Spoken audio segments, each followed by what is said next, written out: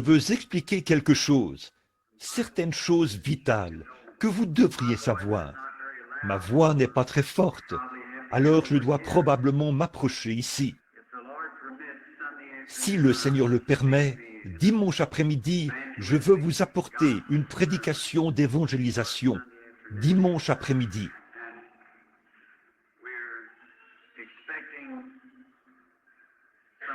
Nous nous attendons à ce que le Seigneur fasse de grandes choses pour nous cette semaine.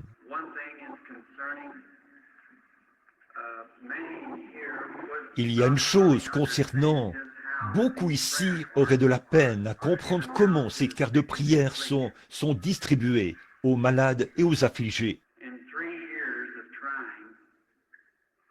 Après avoir essayé pendant 3 ans, c'est le seul programme que j'ai jamais trouvé qui semblait vraiment être béni de Dieu. Au début, nous allions de l'avant sans avoir aucune carte, et nous laissions simplement les gens se mettre en ligne. Là, cela causait toute une congestion. Alors, j'arrivais à prier peut-être 15 ou 20 minutes.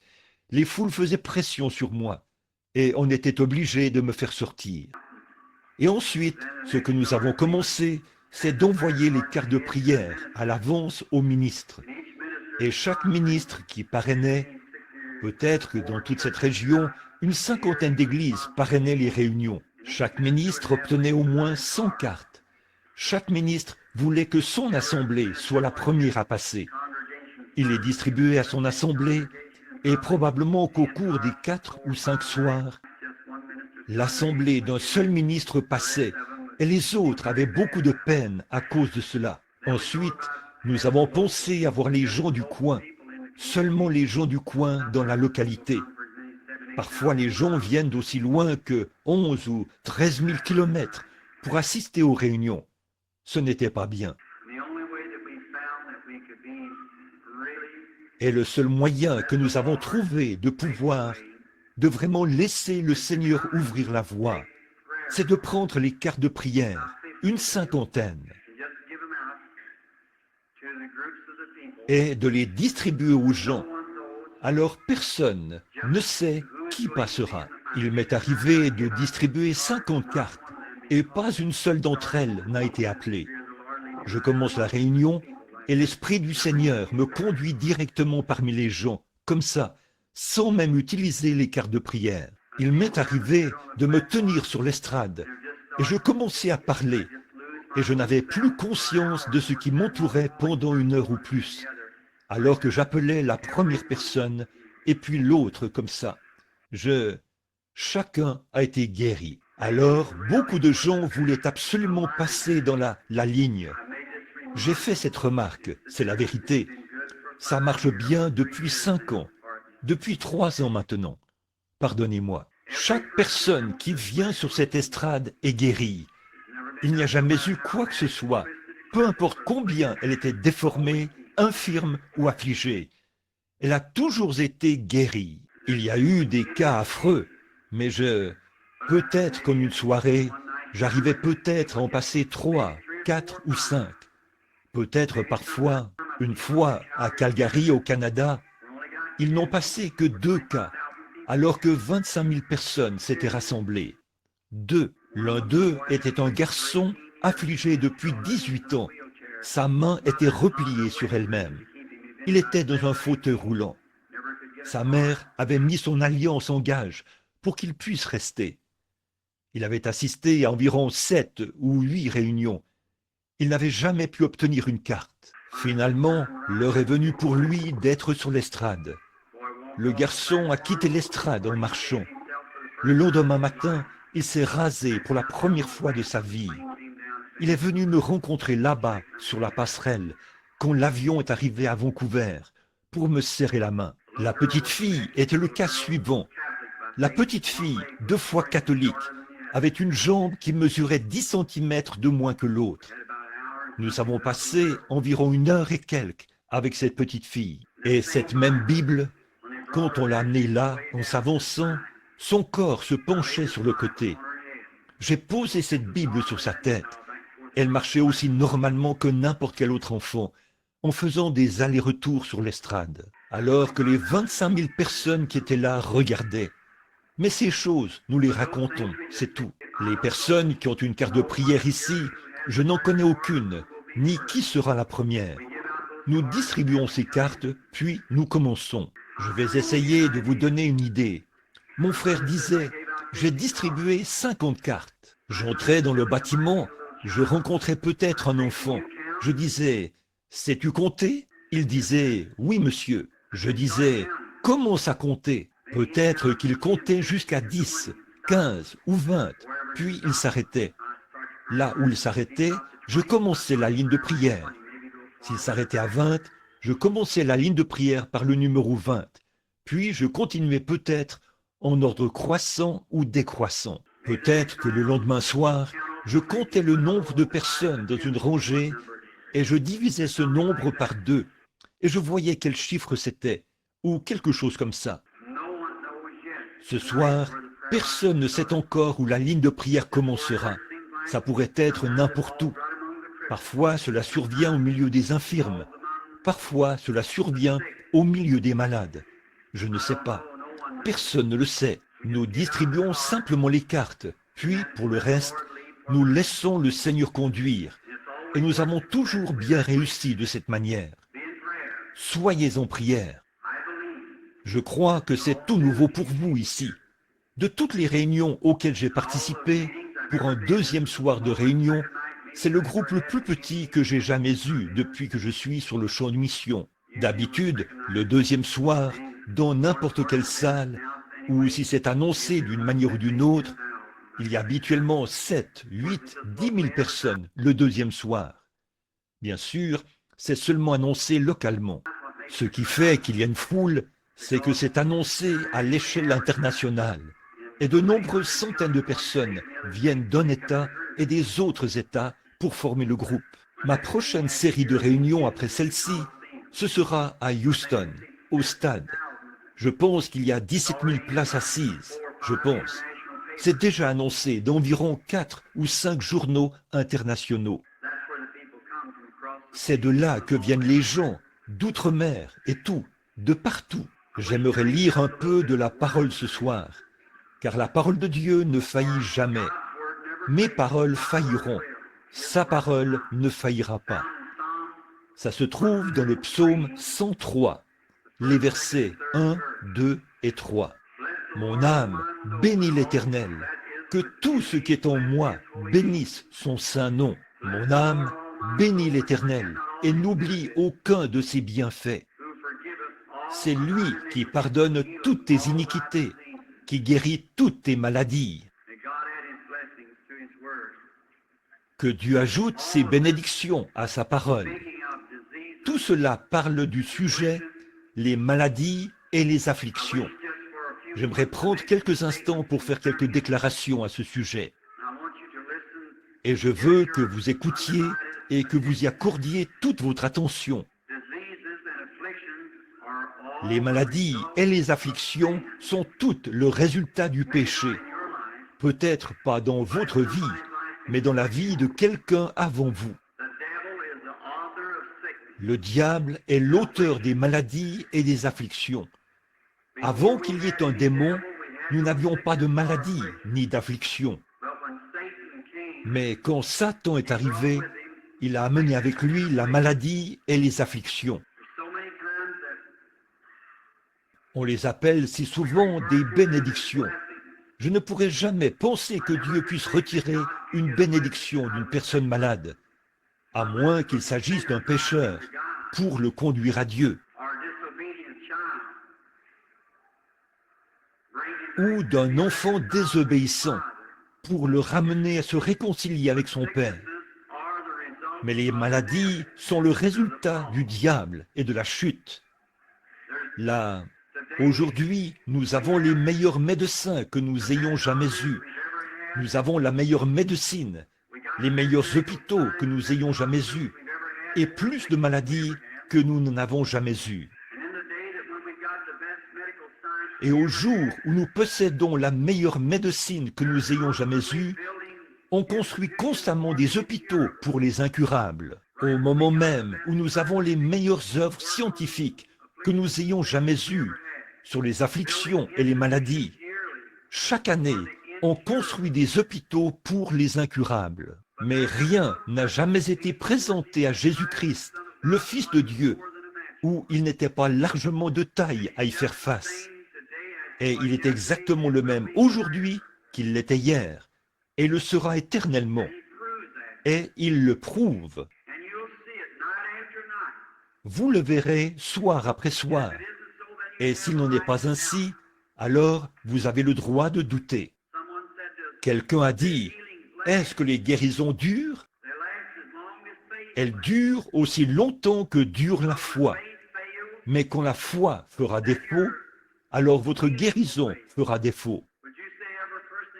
Diriez-vous que toute personne qui s'avance à l'autel et se convertit sera un chrétien toute sa vie? Ce soir, il pourrait être un enfant de Dieu, et demain, être un enfant du diable.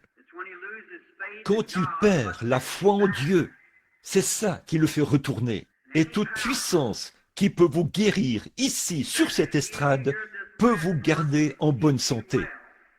C'est la raison pour laquelle j'ai fait cette déclaration, que personne ne vient ici sans qu'il soit délivré ici.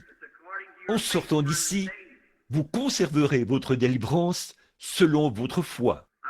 J'ai vu des gens venir sur l'estrade, complètement aveugles, puis lire cette même Bible. Moins de 5 jours plus tard, ils revenaient tout aussi aveugles qu'ils l'étaient auparavant. Pourquoi avaient-ils réussi à lire ici? La puissance du diable a reconnu ce don de Dieu et il a dû partir. Ça, je sais que c'est toute une déclaration à faire, mais je sais où je me tiens, et je sais en qui j'ai cru, et je connais sa puissance de guérison. Quelqu'un a dit, il n'y a pas longtemps, quand j'étais à Phoenix, les lignes de prière se poursuivaient jusque dans les rues. Les gens ne pouvaient même pas entrer dans la salle. Quant à la ligne que je commençais, quelqu'un a dit, n'avez-vous pas peur, frère Branham, de vous tenir là devant toutes ces choses? En vous rendant compte qu'il y a des critiques et des journalistes et tout pour critiquer? J'ai dit, je n'ai pas peur, tant que je sens qu'il est proche. Mais si je ne pouvais pas sentir qu'il est là, je descendrais de l'estrade et je rentrerai à la maison. Aucun homme ne peut faire quoi que ce soit. Tout doit venir de Dieu. Par exemple, nous allons prendre, pour parler pendant quelques instants, du cancer. Il semble que ce soit l'un des principaux ennemis aujourd'hui. Qu'est-ce qu'un cancer? D'où cela vient-il? Tumeur, cataracte, ulcère, pneumonie, tuberculose. Tous ces noms sont des noms médicaux que la science médicale leur a donnés. La Bible déclare qu'ils sont des démons. Par exemple, le cancer. Qu'est-ce qu'un cancer?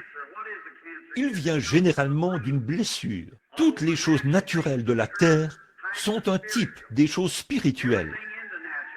Tout dans le naturel est un type du spirituel. Vous savez ça, la plupart d'entre vous.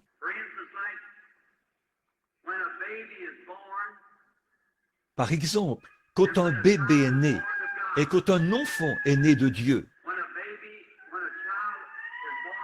quand un enfant naît dans le royaume de Dieu, la Bible dit, il y en a 3 qui rendent témoignage dans le ciel, le Père, le Fils et le Saint-Esprit. Maintenant, c'est quelqu'un qui est malade ou quelque chose, alors accordez-moi simplement votre attention. Si vous ne saisissez pas ces choses, vous ne recevrez probablement pas votre guérison. Il y en a 3 qui rendent témoignage dans le ciel. Maintenant, quand nous sommes, notre conversion, les éléments sont sortis du corps de Jésus-Christ quand il est mort. Il y avait l'eau, le sang et l'esprit. Et ces 3 choses constituent la nouvelle naissance. N'est-ce pas vrai, vous, les frères dans le ministère? Ces 3 éléments constituent la nouvelle naissance. L'eau, le sang et l'esprit. C'est ce qui constitue la naissance naturelle. Quand un bébé naît, quelle est la première chose? L'eau, le sang, la vie. Toutes les choses naturelles sont un type des choses spirituelles. Et un cancer, sur le plan naturel, sur le plan spirituel, c'est un démon. Le cancer est un type du charognard et de la buse. Il se nourrit de choses mortes. Le cancer vient d'une blessure. Par exemple, ma main, elle n'a aucun cancer. Elle en aura peut-être un jour. Eh bien, qu'est-ce qui cause un cancer? C'est une cellule, un germe dans mon corps rétrograde. Il subit une blessure ou quelque chose s'installe. Et à partir de ce germe ou de cette cellule, une multiplication de cellules commence. Elles se multiplient et cela forme un cancer. Et ça commence à ronger le corps. Or, chaque vie et chaque parcelle de vie qui existe et est provenue provient d'un germe. Vous-même, vous provenez d'un germe de vie. Vous provenez... Une fois, vous n'étiez qu'un tout petit germe, tellement petit qu'il ne pouvait pas être vu par l'œil naturel. Vous provenez de votre père. Vous n'avez rien, pas de sang de votre mère du tout. La cellule sanguine provient du sexe masculin. Et alors, de ce germe, ça devient des cellules qui se multiplient. Et chaque chose selon son espèce. Un germe de chien produira un chien, d'un oiseau un oiseau, d'un humain un humain. Si rien ne perturbe cela, le programme de Dieu, rien ne le perturbe, cela produira un enfant parfait et normal. Et il deviendra un adulte parfait et normal, si rien ne perturbe sa croissance. Mais quand quelque chose perturbe cela, alors c'est forcément le mal qui perturbe le programme de Dieu. Dieu n'avait pas l'intention que vous soyez malade. Dieu vous a fait à sa ressemblance. Il veut que vous soyez en bonne santé. Il a fait tout ce qu'il peut pour vous garder en bonne santé. Et Satan est contre vous. Par conséquent, ce cancer, il commence, ou cette tumeur, quoi que ce soit, à partir d'un germe, il commence à se multiplier. Par exemple, une tumeur devient maligne, et ainsi de suite. C'est un corps, tout comme vous êtes un corps. Elle a un esprit, tout comme vous êtes esprit. Seulement, elle n'a pas d'âme. Mais elle a une vie, comme vous avez une vie. Et donc, en vous, dans votre chair, il y a deux vies. L'une, c'est vous, et l'autre, c'est un autre être qui multiplie des cellules, ce qui développe un corps, tout comme vous vous êtes développé dans un corps. N'est-ce pas vrai? Eh bien, alors, qu'est-ce qui fait ça? Le diable. Le germe, c'est une vie. D'abord, le germe est une toute petite cellule avec une vie en elle. Et cette vie ne peut provenir que de deux sources, soit de Dieu, soit du diable. Et vous êtes venus du germe de vie par Dieu. Le cancer, la tumeur, et ainsi de suite, sont venus du germe de vie par le diable. Et il essaie de détruire votre vie. Il ronge votre sang et il agit sur vous de différentes manières.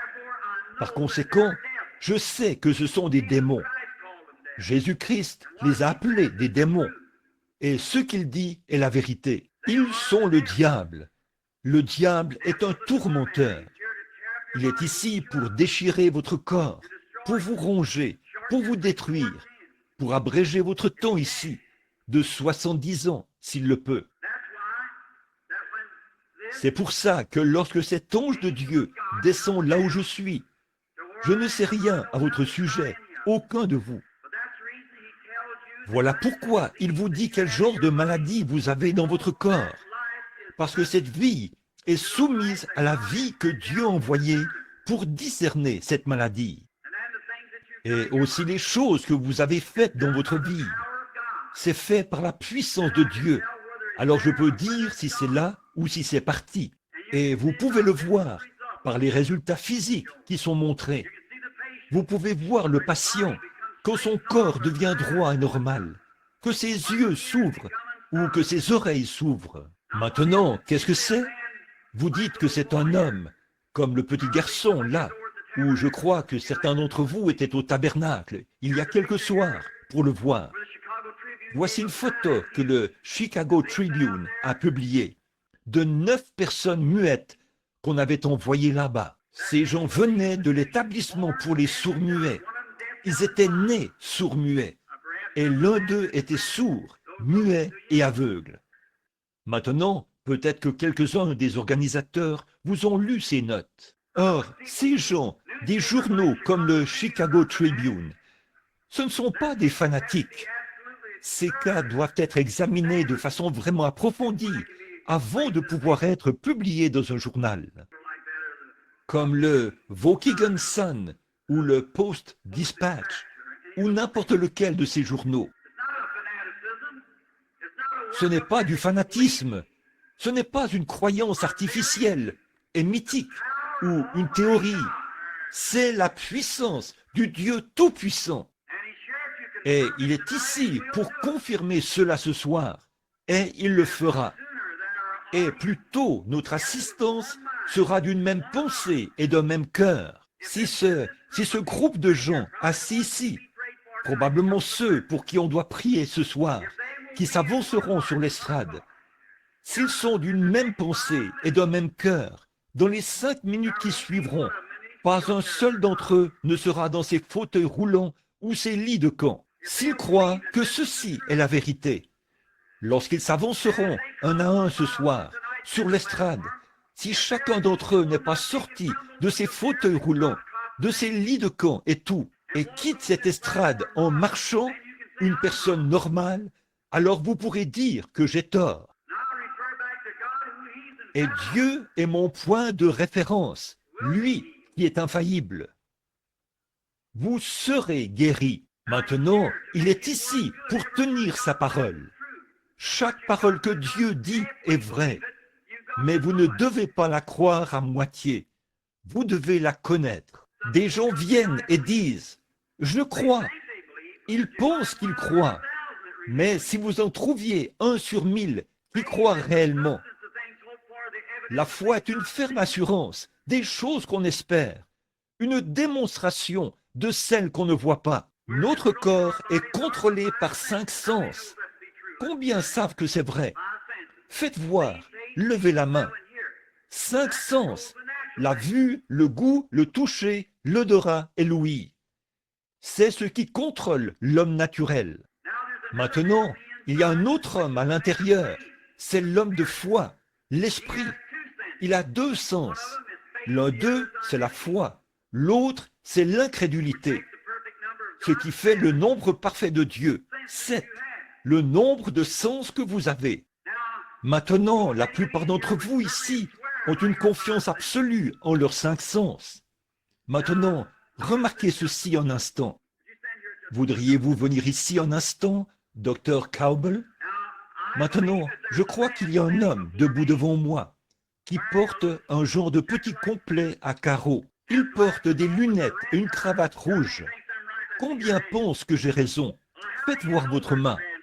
Eh bien, comment savez-vous qu'il y a un homme qui se tient là? Parce que vous le voyez. Pas vrai? Or, c'est le seul moyen, le seul sens que j'ai maintenant qui m'indique qu'il y a quelqu'un qui se tient là. C'est que je le vois. La vue le déclare. Là, je ne le vois pas maintenant, mais je crois toujours qu'il est là. Bon, vous dites, voir, c'est croire. Vraiment? Je crois que le docteur Cowbell se tient là en ce moment, mais je ne le vois pas. En effet, je possède un sens individuel, en plus de la vue. Ça s'appelle le toucher. Et je sens qu'il est là par le toucher. Et je sais que c'est le docteur Cowbell. Ce n'est pas le docteur Bosworth. En effet, le docteur Cowbell avait un petit testament dans sa main. Et il est toujours là. Alors une fois, j'ai fait cette déclaration. Et quelqu'un a fait venir une personne différente derrière moi. Mais j'ai remarqué que le docteur Cowbell avait cette petite Bible dans sa main. Et c'est le docteur Cowbell. Or, le seul moyen pour moi de savoir qu'il se tient là maintenant, c'est par le sens du toucher. Et je sais que c'est vrai. Mais maintenant, je ne le touche pas du tout. Ce sens-là est mort pour moi, mais je sais qu'il est là parce que je le vois. Vous voyez ce que je veux dire? Il y a deux sens distincts du corps qui disent qu'il est là. L'un d'eux, je le vois. L'autre, je le touche. Or, il arrive que... Restez là un instant, frère. Maintenant, j'ai un autre sens, et c'est celui de l'ouïe. Jouez la musique de quelque chose. Combien croient qu'il y a de la musique qui joue? Levez la main. La voyez-vous? Combien voient cette musique? Est-ce que vous la sentez, la goûtez, la touchez? Eh bien, comment savez-vous que c'est de la musique? Vous possédez... Qu'en serait-il si quelqu'un n'avait pas ce sens de l'ouïe maintenant, ici? Ils ne sauraient pas qu'il y a de la musique. Ce sens-là est mort pour eux. Ils ne pourraient pas l'entendre, parce qu'ils ne peuvent pas entendre. Mais vous, qui avez le sens de l'ouïe, vous savez qu'elle joue, parce que vous l'entendez. Vous ne pouvez pas la voir, vous ne pouvez pas la toucher, vous ne pouvez pas la sentir, vous ne pouvez pas la goûter, mais vous pouvez l'entendre.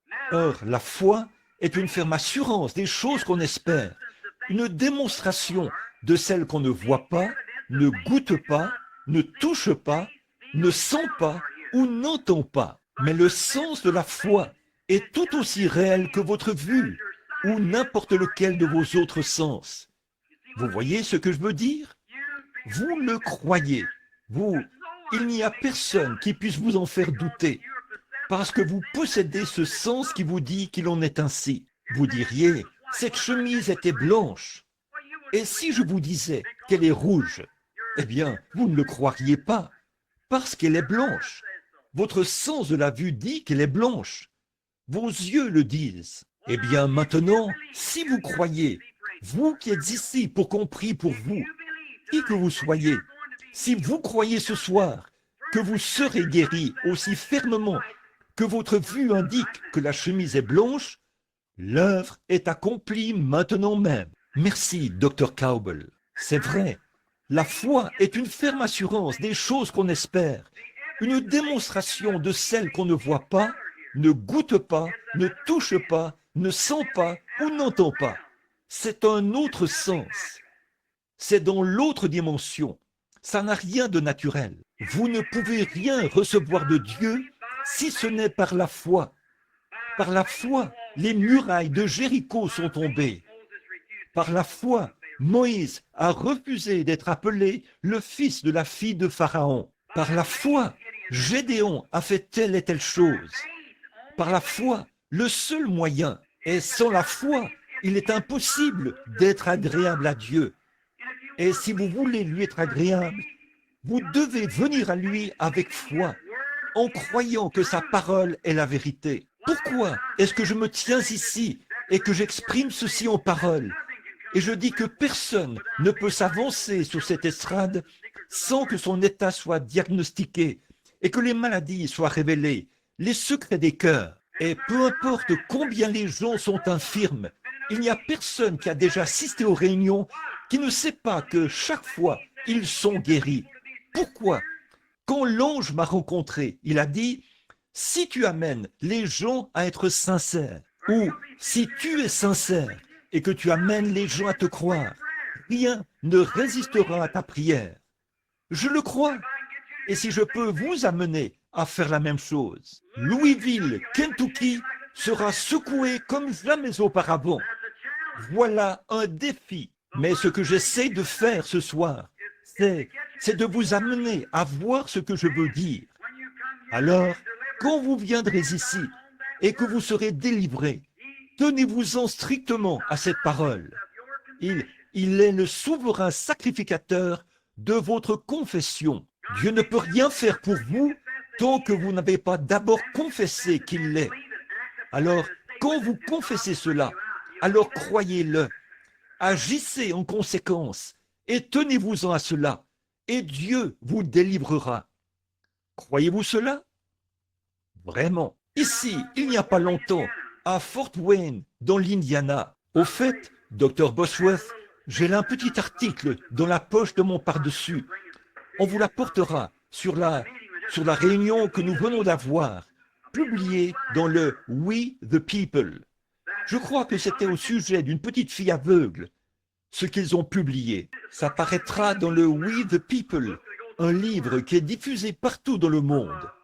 Un journaliste avait rédigé une critique. Il disait « La jeune fille a déclaré qu'elle était guérie, mais elle ne l'était pas. Là, la petite fille a reçu les attestations du médecin, et ainsi de suite. Et cela a été publié. Puis, on a examiné cela, et maintenant, ça s'est même rendu au We the People. Dieu agira. Il n'y a personne qui puisse. Je laisserai le docteur Bosworth vous le lire, peut-être à la réunion de demain après-midi. Ça a été envoyé par le journal de Fort Wayne, là-bas. Madame Bosworth, dans la réunion, il continuait. Certains disaient, il y avait là un homme qui souffrait de la sclérose en plaques. Il était paralysé depuis 10 ans et il avait une paralysie progressive. Cela s'était propagé dans sa colonne vertébrale. C'était un homme d'affaires de la ville. Il ne savait pas. Il l'avait installé là. Et ils avaient vu beaucoup de gens dans des fauteuils roulants et des gens affligés être délivrés. Et ce soir-là, au fond du bâtiment se trouvait une petite fille qui louchait. Elle avait vu beaucoup de gens qui louchaient être délivrés. Je n'ai jamais vu un seul enfant qui louchait venir sur l'estrade sans avoir été guéri. Et en moins de 6 mois, nous avons vu plus de 300 personnes qui louchaient être guéries. Nous en avons reçu des rapports, 40 000 témoignages de malades, à ce jour, de guérisons, d'attestations signées par des médecins, et ainsi de suite. L'heure est venue, les amis. Le moment est venu. Je dis ceci, et vous pouvez me traiter de fanatique si vous le désirez. Je crois que ceci indique la seconde venue de Jésus-Christ. Amen. Car il y aura des signes et des prodiges. En fait, si vous n'êtes pas dans le royaume de Dieu, efforcez-vous d'y entrer. Sûrement que j'ai une certaine connaissance de ce dont je parle.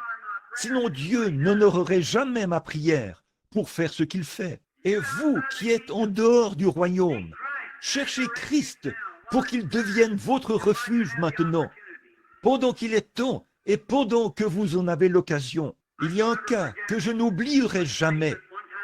Une fois, je me tenais au fait, pour finir de vous parler de la petite fille de Fort Wayne. Madame Bosworth lui a dit, elle a dit, ma chérie, elle vendait de la documentation au fond du bâtiment. Elle est arrivée là en pleurant. Elle a dit, Madame Bosworth, c'est la femme de frère Bosworth. Elle a dit, j'ai vu tous ces gens qui louchaient être guéris. C'était une jeune femme d'environ 18 ans qui louchait affreusement. Elle a dit, si seulement je pouvais m'avancer là et passer dans cette ligne de prière. Mais je ne peux même pas obtenir de carte. Madame Bosworth a eu de la compassion pour cet enfant. Elle a dit, ma chérie, si tu vas par derrière là, où tu peux le voir, et vraiment, ne te contente pas d'imaginer là, mais crois de tout ton cœur que c'est un don de Dieu.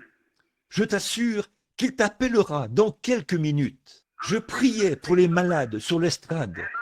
J'avais le dos tourné à la jeune fille.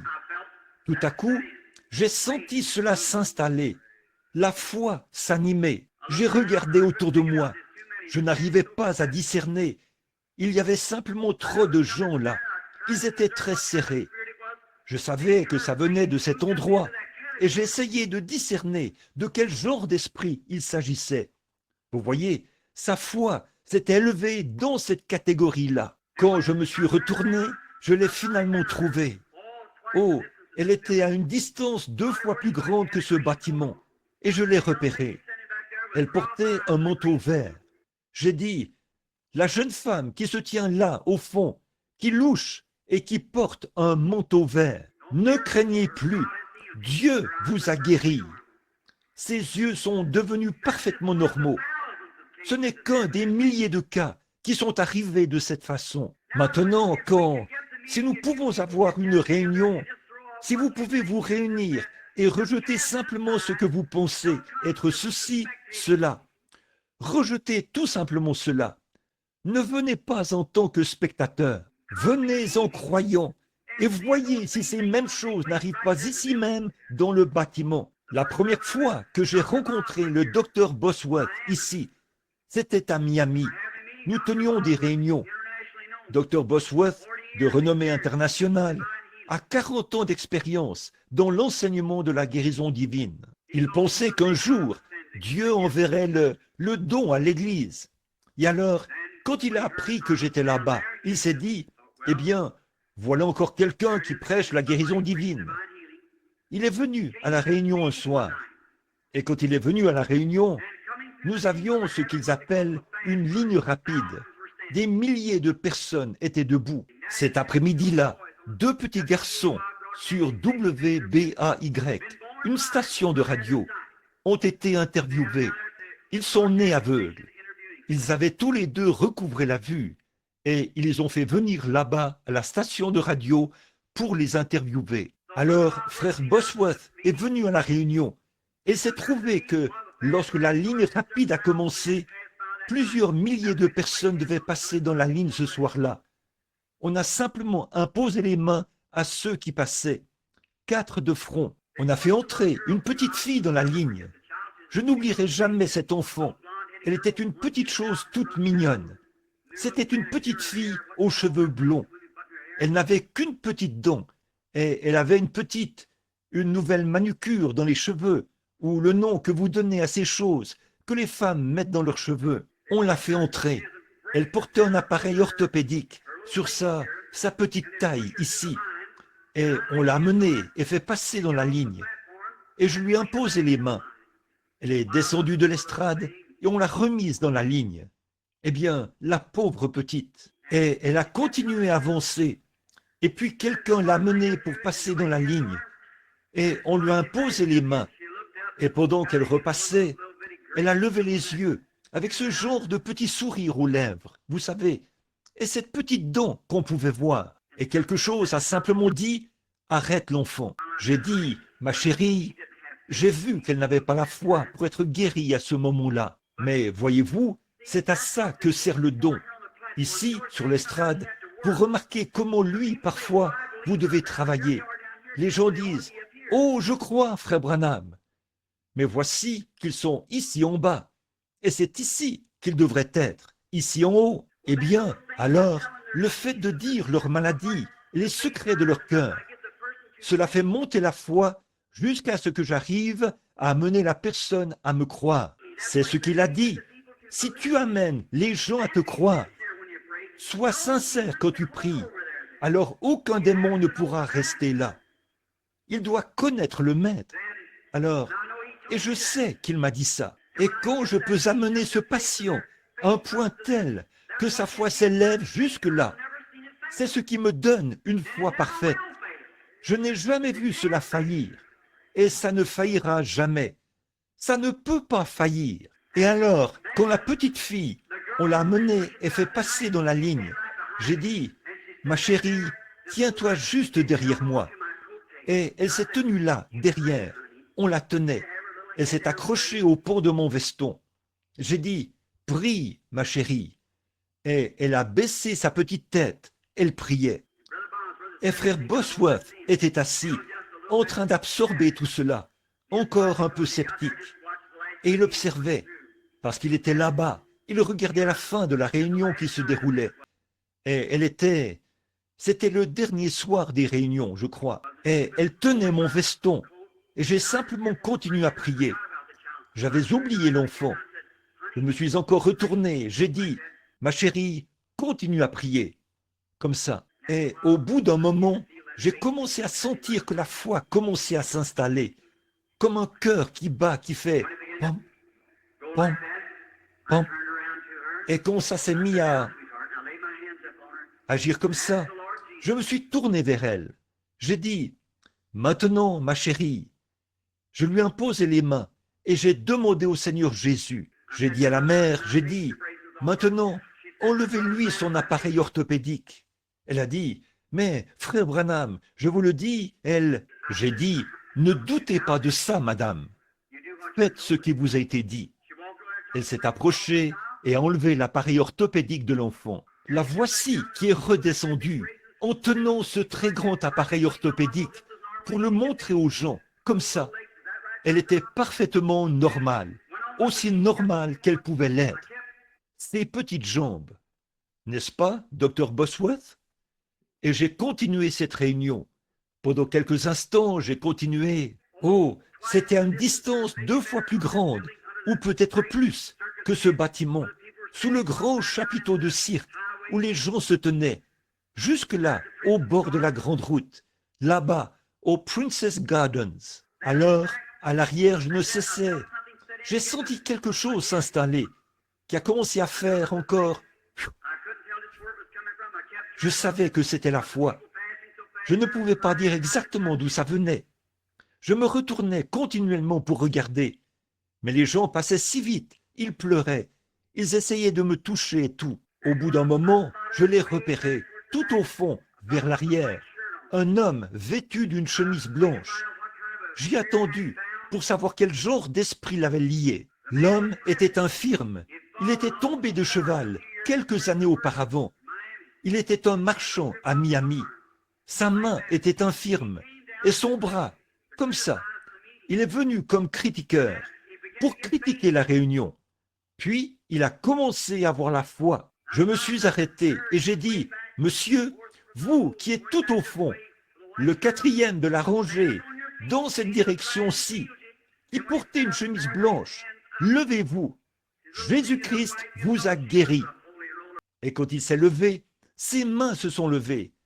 Sa petite femme, toute maquillée, on aurait dit qu'elle était une exaltée, comme le petit frère l'a dit ce matin dans son émission, à l'entendre crier. Il était là, parfaitement délivré. Frère Bosworth a fait une enquête sur ce cas. Puis il est venu me voir. Il a posé des questions à cet homme à ce sujet. Et quand il a découvert que c'était bien le cas, il m'a demandé, il a dit, « Comment avez-vous su que c'était cet homme-là » J'ai dit, « Monsieur, je commence à m'affaiblir. Je savais que ça venait de quelque part. » Et il a dit, il est arrivé au microphone, il a dit, « Cela prouve que Jésus-Christ est le même hier, aujourd'hui et éternellement. Cela le prouve. » Il a dit, « Bon, le don qui était en Jésus-Christ serait comme tout cet océan ici qui frappe le rivage. Le don dans notre frère serait comme une cuillerée d'eau qu'on en retirerait. Mais les mêmes éléments chimiques qui se trouveraient dans la cuillerée d'eau seraient le même genre d'éléments chimiques qui se trouvent dans l'océan en entier. » C'est vrai. Et je me sentais de plus en plus faible.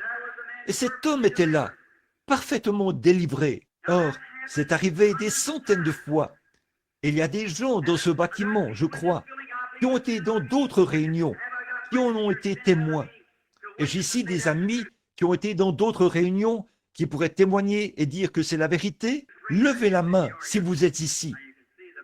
Maintenant, vous pouvez voir. La Bible dit sur la déclaration de 2 témoins ou plus. Maintenant là, vous pouvez savoir la même chose ici à Louisville. Il n'y a aucune raison pour que qui que ce soit reparte d'ici sans avoir été parfaitement délivré.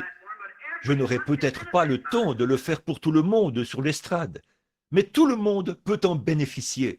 Si Dieu peut prouver ici qu'il est Dieu et qu'il a confirmé que ce que j'ai dit est la vérité, alors croyez Dieu. Donc agissez sur la base de votre foi et mettez votre foi en action, vivante. Et Dieu agira en vous sur le champ et il vous rétablira. À Hot Springs, là, je crois que c'était à Little Rock.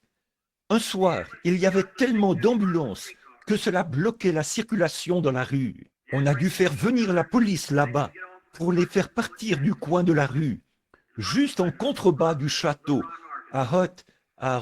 Little Rock, Arkansas. Le révérend M. Brown était l'un des pasteurs là-bas. Si vous désirez recevoir ce témoignage, écrivez au révérend G. H. Brown, 505 rue Victory, Little Rock, Arkansas. Et écoutez ceci, vous parlez de la puissance démoniaque. Et juste, c'était à peu près ma 4e ou 5e réunion.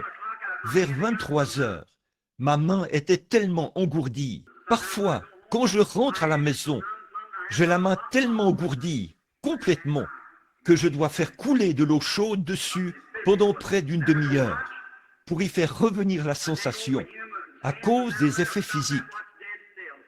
Voici une montre. Si je prends la main d'un humain en portant la montre, cette montre s'arrêtera net. Je porte maintenant une montre Longines qui vient de sortir de l'usine. Je l'ai obtenue. Quelle réaction physique ou quel effet mécanique cela produit sur la montre, je ne sais pas. Mais M. Brown a dit, descendez au sous-sol, frère Branham, de la salle. Il a dit, j'ai un cas ici. Vous n'avez jamais rien vu de semblable. Eh bien, je suis descendu pendant que je me reposais. J'ai vu des choses horribles à voir, mais je n'ai jamais rien vu de semblable. Je suis allé dans des asiles où des jeunes filles utilisaient les bassins hygiéniques, des traces souillées sur leur visage. Elles étaient aliénées. J'ai vu des choses horribles, mais jamais rien de semblable. Allongée sur le sol, il y avait une femme d'une 30aine d'années, 35 ans, d'apparence robuste, et ses jambes étaient levées vers le haut comme ceci. Elle saignait. Un homme se tenait sur les marches, un brave frère de l'Arkansas, vêtu d'une salopette et d'une chemise bleue. Et mes amis, je vous le dis, parfois les meilleurs cœurs battent là-dessous. C'est vrai, je le crois. Je n'aime pas quelque chose de fabriqué. J'aime les véritables hommes et femmes à l'ancienne mode, c'est vrai. Sauvés par Dieu, nés 2 fois. Et il était là, vêtu de ses vieux vêtements délavés. J'ai dit, je suis descendu. J'ai dit, bonsoir. Et il a dit, bonsoir. Êtes-vous frère Branham? J'ai dit, oui monsieur. Il a dit, c'est ce que je pensais. Le système de sonorisation transmettait aussi le service là, en bas. Il y avait un groupe d'aliénés d'un côté, mais il ne pouvait garder cette femme avec personne.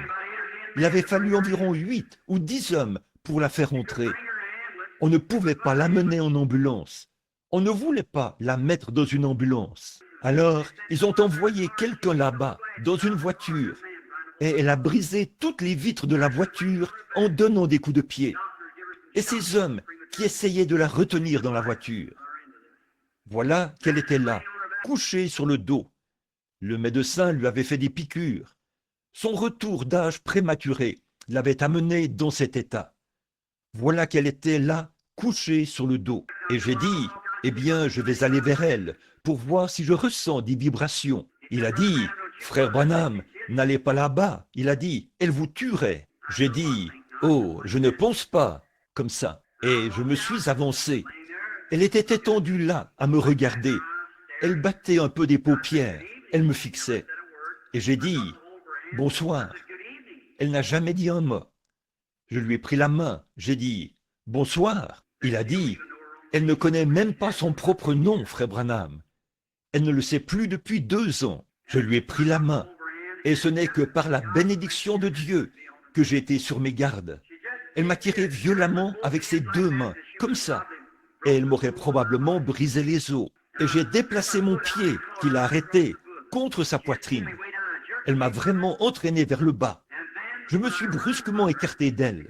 Et alors, quand je me suis enfui d'elle pour regagner les marches, j'ai vu un spectacle que je n'avais jamais vu auparavant. Cette femme, avec ses 2 membres levés dans les airs, comme ceci, elle s'est mise à me poursuivre sur le dos, comme un serpent. On pouvait l'entendre ramper sur le sol, comme ça. Ça, c'est le diable. Vous pouvez dire ce que vous voulez, mais cette femme était liée par le diable. Elle est venue vers moi sur son dos, comme un serpent. Elle s'est avancée là, et elle a heurté le plancher, le côté, comme ça. Elle s'est retournée. Elle a appuyé ses grands membres solides contre, a donné un coup de pied comme ça. Il y avait là un banc. Elle l'a frappé avec sa tête. Le sang a coulé du côté de sa tête. Et un morceau en a été arraché par le coup. Elle l'a saisi dans sa main, l'a lancé vers son mari, et cela a frappé le mur. Et le plâtre est tombé du mur, là où elle l'a frappé, avec une telle force. Paul a lié 20 fois sa force, probablement. Et là, cette grande, en tout cas, c'était une femme forte et de bonne taille. Et là, elle s'est mise à faire un bruit très bizarre. Elle faisait i i i i i i i i i i comme ça. Je l'ai regardée et je me suis dit, eh bien, je n'ai jamais rien vu. Que Dieu ait pitié d'un pauvre être humain lié comme ça. Et l'homme s'est mis à pleurer. Il s'est approché, il a mis ses mains autour de moi, ses bras autour de moi. Il a dit, frère Branham, maintenant vous dites qu'il n'y a pas de vibration. Il a dit, je ne sais pas ce que je vais faire. Il s'est effondré, il s'est mis à pleurer. Il a dit, elle a 5 jeunes enfants à la maison. Et il a dit, elle était une bonne femme. Il a dit, elle a hercé ses vieilles mottes de terre et m'a aidé à cultiver le coton. Et il a dit, quand elle est tombée malade, a-t-il dit, j'ai fait tout ce que j'ai pu. J'ai vendu ma ferme. Et il a dit, pour pouvoir l'amener ici, frère Branham, il ne me restait qu'une chose, une paire de mulets.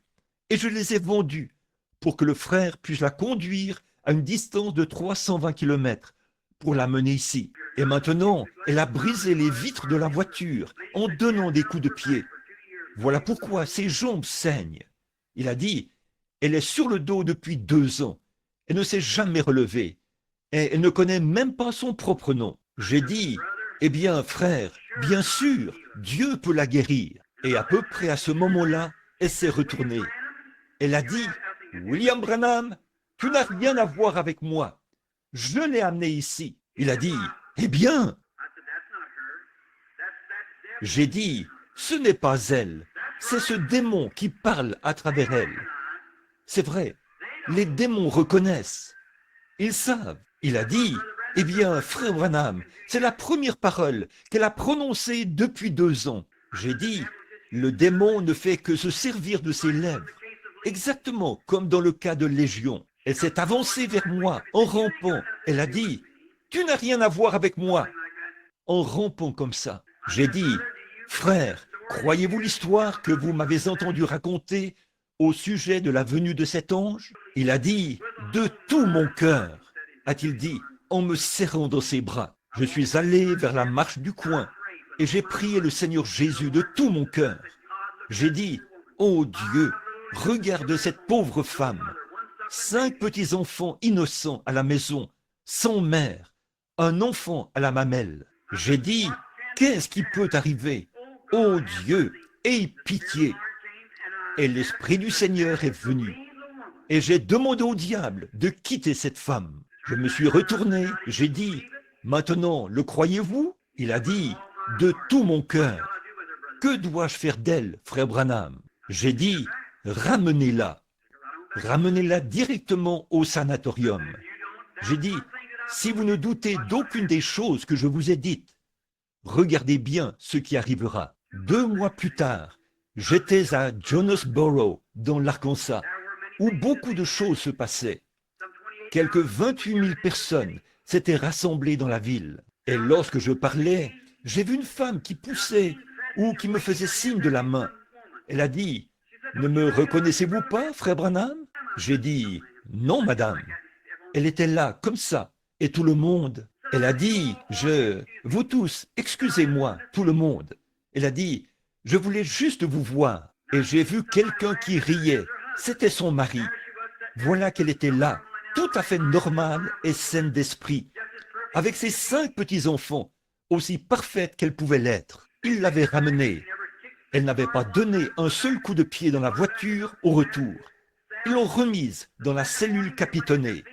Le 2e matin, ils sont entrés pour la nourrir et elle était assise. Et le 4e, le 3e ou le 4e matin, ils l'ont laissée partir en tant que personne en bonne santé et l'ont renvoyée chez elle auprès de ses enfants. Jésus-Christ est le même hier, aujourd'hui et éternellement. Regardez, mes amis, les démons reconnaissent la puissance de Dieu, parfois avant que les ministres et les chrétiens la reconnaissent. Le saviez-vous? Bien des fois. Lisez la Bible. Quand le sacrificateur l'a dit, « Oh, il est Belzébul », le démon a dit, « Nous savons qui tu es, le Fils de Dieu, le Saint d'Israël. » Pas vrai? Vous vous souvenez quand Paul et Silas, quand les ministres ont dit qu'ils étaient des imposteurs, ce petit diseur de bonne aventure a dit qu'ils étaient des hommes de Dieu qui avaient le chemin de la vie. Si je ne me trompe pas, le révérend Hooper de Phoenix en Arizona, qui est assis à l'arrière du bâtiment, il a pu vérifier ce témoignage. N'étiez-vous pas là ce soir-là, révérend Hooper? Voici un homme qui était là quand c'est arrivé. Écrivez au révérend G. H. Brown, 505 rue Victory, Little Rock, Arkansas, et demandez-lui le témoignage. Qu'il vous envoie, que le sanatorium en témoigne. C'est un cas parmi des milliers. Juste une fois de plus. Le lendemain, l'ange du Seigneur est entré dans le bâtiment. Ensuite, je commencerai la ligne de prière. J'étais à El Dorado. Je dois être là-bas, à l'hippodrome, environ 2 soirs. Dès que je partirai d'ici, je vais à Shreveport, puis à El Dorado, et ainsi de suite. J'étais dans une petite église. Ils ont dit, si vous venez prêcher dans cette église, des milliers de personnes avaient envahi la ville. Et le journaliste s'était converti. Ce rapport, le tenancier de l'hôtel, les deux en même temps. Ils voulaient savoir comment trouver Jésus. Ils étaient des membres d'église depuis des années. Mais quand ils ont vu l'œuvre de Dieu, ce que Dieu était en train d'accomplir au milieu de son peuple, on m'avait installé dans une petite chambre et j'étais là-bas pour prêcher. Quand je suis sorti, 4 hommes m'entouraient. Nous sommes sortis par la porte. Et là, sous la pluie, il y avait des gens qui tenaient une toile au-dessus de leur bien-aimé et tout. Sur une distance de plusieurs pâtés de maison, les gens attendaient. Aucun endroit où loger. Non, il n'y avait pas de place disponible nulle part, ni dans les maisons privées. Ils avaient posé des journaux par terre. Ils tenaient des toiles. Quand une averse tombait, il y avait des petits enfants infirmes. Ils attendaient leur tour pour essayer d'aller dans la ligne de prière. Je vous le dis, frères, ce sont des gens qui aiment Dieu. C'est vrai, je n'oublierai jamais. Il y a tellement de choses phénoménales, de choses mystiques qui sont arrivées tout au long. En sortant du bâtiment, j'ai vu les gens pleurer. Ils se pressaient en foule. Ils essayaient de se rendre jusqu'à l'endroit où il était, comme ça. On avait fait un passage pour se rendre à la voiture. J'entendais continuellement quelqu'un crier « Miséricorde! Miséricorde! Miséricorde !» Et j'ai regardé autour de moi. Je pouvais l'entendre quelque part. C'était comme s'il y avait quelque chose qui sautait dans mon cœur. J'ai regardé. Ce tenant-là, d'un côté, en Arkansas, il y a une loi. Les gens de couleur et les blancs ne peuvent pas être ensemble. Debout d'un côté, se tenait un homme de couleur, une petite casquette à la main. Il se tenait là, sous la pluie.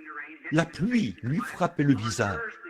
Sa femme criait « Miséricorde! Miséricorde! Miséricorde !» J'ai pensé au vieil aveugle Bartimée et j'ai continué à avancer. Il semblait que quelque chose me disait de ne pas faire ça. Des centaines d'entre eux se pressaient en foule. J'ai dit « Je veux aller là où se trouve cet homme de couleur. » Ils ont dit « Frère Branham, vous ne pouvez pas faire ça. » 2 d'entre eux étaient des policiers. Ils ont dit « Vous allez déclencher une émeute raciale tout de suite. » Ils ont dit « Vous ne pouvez pas faire ça. » J'ai dit « Mais le Seigneur me dit d'aller là où il est. » Et je me suis frayé un chemin pour aller là-bas. Ils ont formé un petit cercle.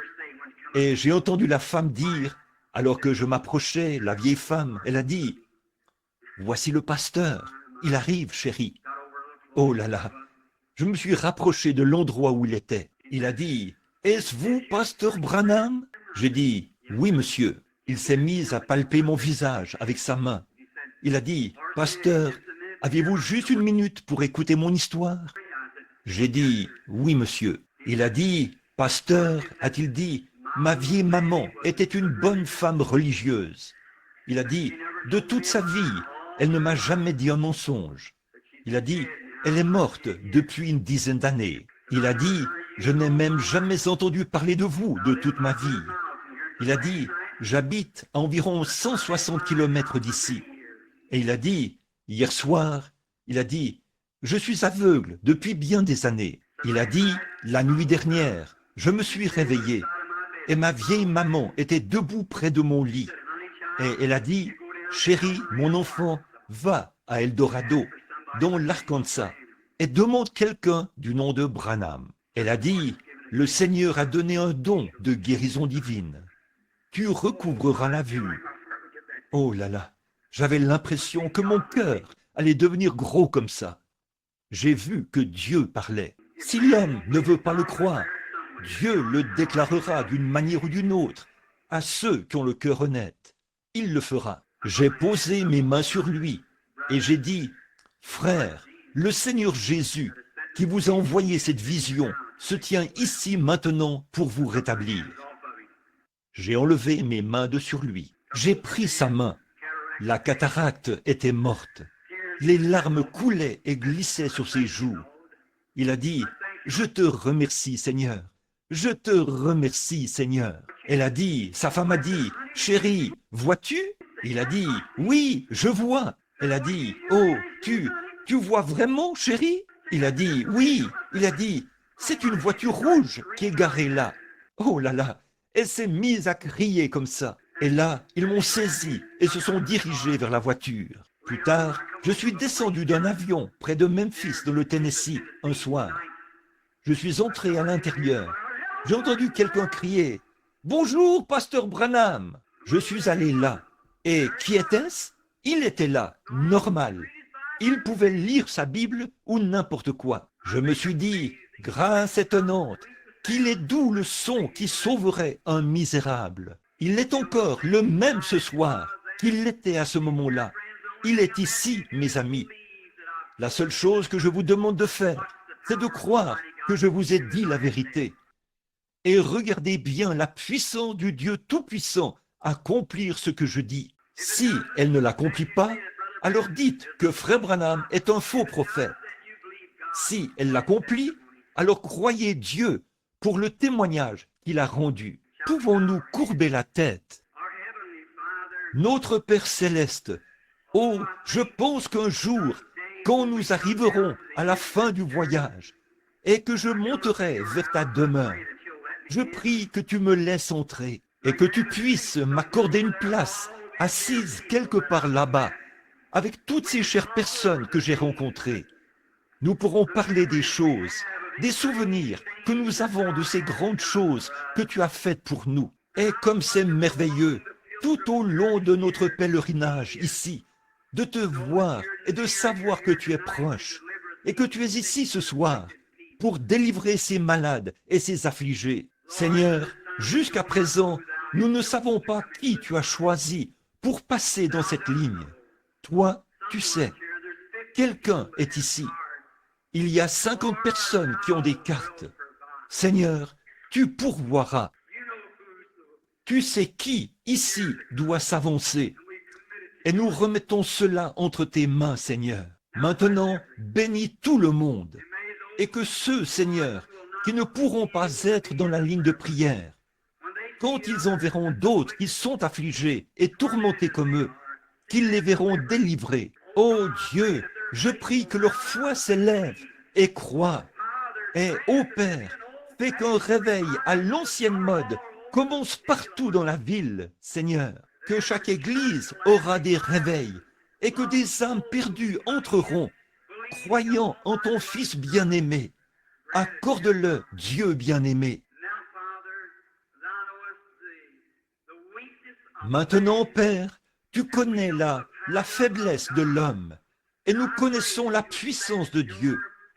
Je prie que tu envoies ton ange, celui qui m'a mis à part dès le sein de ma mère, qui m'a amené dans cette vie et qui m'a prédestiné dans ce but, et qu'il se tiendra ici ce soir.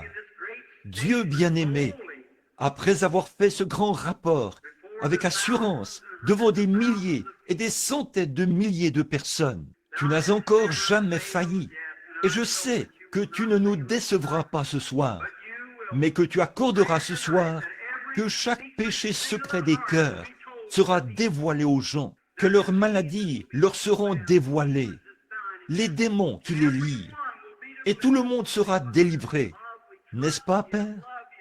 Parce que nous te faisons confiance, que nous t'aimons et que nous te croyons, et que nous le demandons en ton nom et pour ta gloire.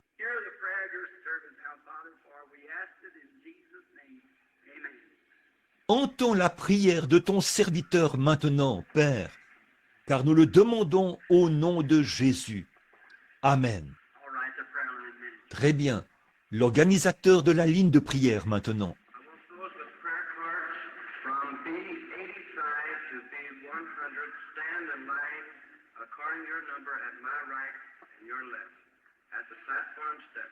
From B85 to B100. Everyone else remains seated.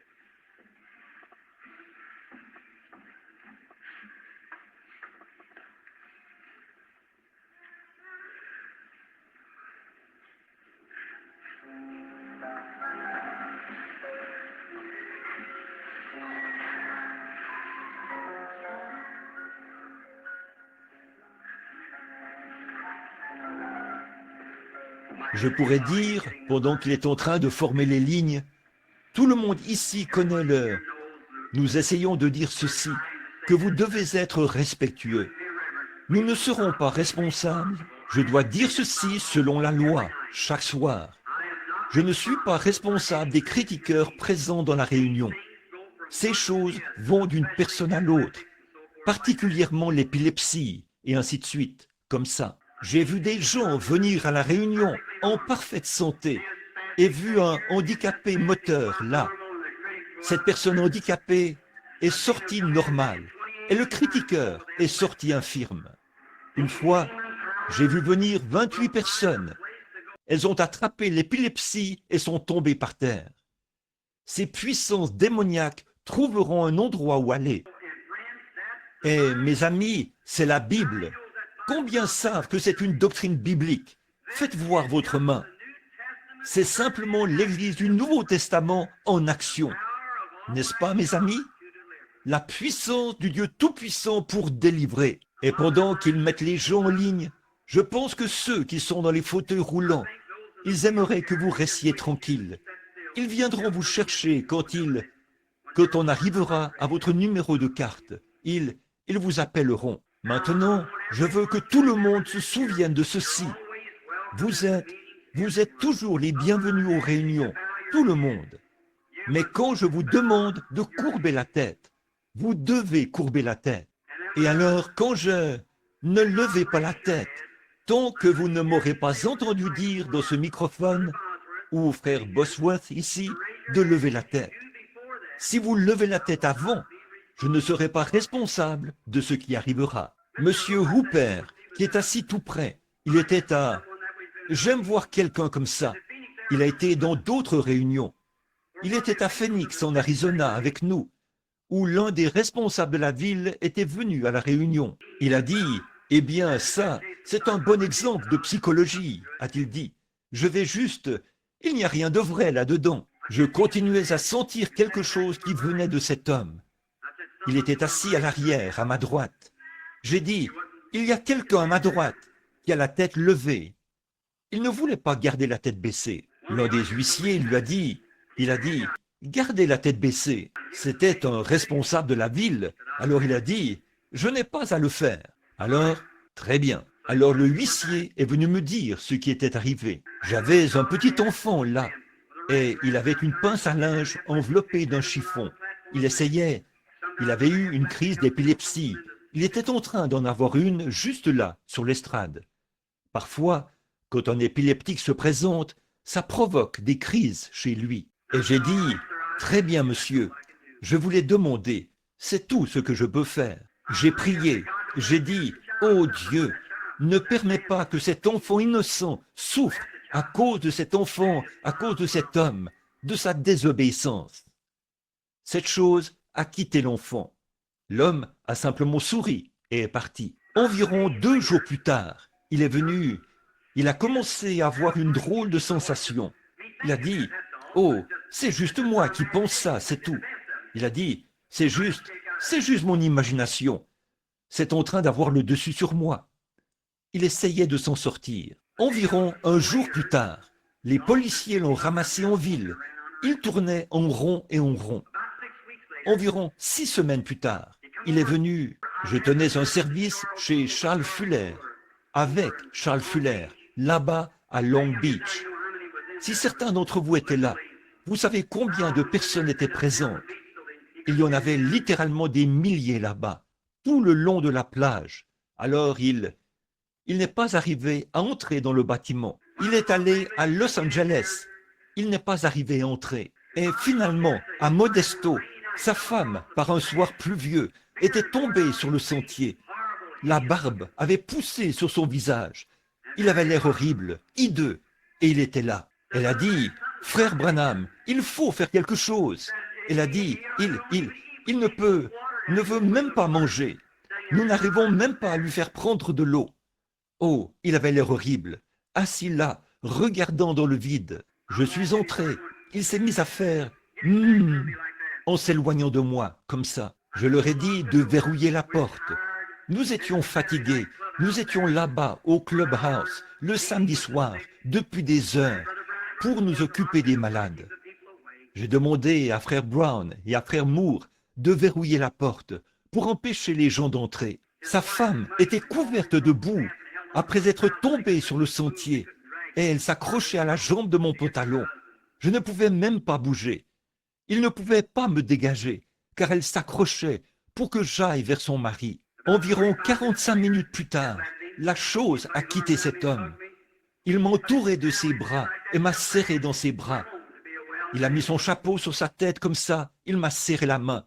Il est rentré à la maison, un homme en bonne santé. Je vous le dis, mes amis, si j'étais un critiqueur, je ne resterais même pas là où ces choses arrivent. Je suis ici pour vous aider et non pour vous faire obstacle. Eh bien, maintenant, souvenez-vous de cela. Si vous gardez la tête baissée et si quelque chose arrive, alors j'en suis responsable. Maintenant, vous ne pouvez pas faire semblant, parce que je le saurai quand vous viendrez ici. Mais maintenant, soyez respectueux, soyez en prière. Quand je vous demande de baisser la tête, gardez la tête baissée. Vous l'avez fait hier soir, c'était vraiment très bien. Et si vous faites la même chose ce soir, tout ira bien. Êtes-vous préparé les lignes de prière? Pouvons-nous maintenant courber la tête juste un instant? Père, je suis conscient que c'est un grand moment. C'est un moment où nous sommes face à face avec l'adversaire. Et ici, il y a des infirmes, des affligés et des gens qui se meurent. Il y a ici des gens dans la ligne qui ont peut-être un cancer ou peut-être des problèmes cardiaques. Je ne sais pas ce qui ne va pas chez eux en ce moment, mais tu le diras à ton serviteur. Je prie que tu délivres chacun d'eux et qu'ils soient parfaitement rétablis. Que Satan soit dénoncé chaque fois et que cela soit dévoilé devant l'auditoire. Que tout le monde soit très gentil, Seigneur.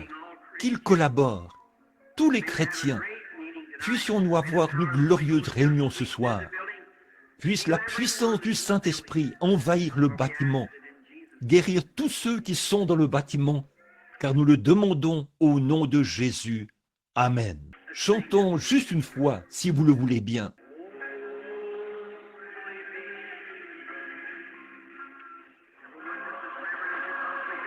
Que tout le monde soit aussi respectueux que possible.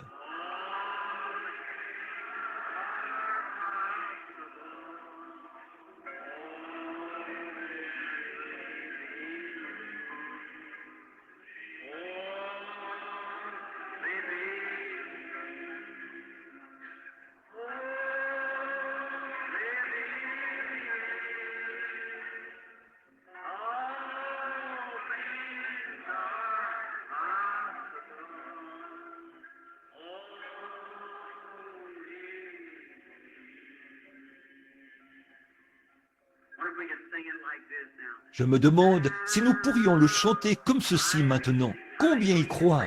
Levez la main pendant que vous le chantez.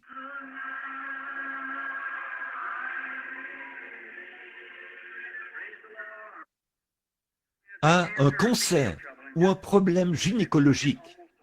Juste un instant. Ces deux choses qui sont venues étaient presque pareilles. C'est un problème gynécologique. Voilà ce que c'est. Is that right? It's almost to a cancer. Oh, that's Pas vrai? Oui, certainement. Mais c'est presque un cancer. Voilà ce que c'est. La vie n'a pas été facile pour vous, n'est-ce pas? Non. Vous avez eu beaucoup d'ennuis.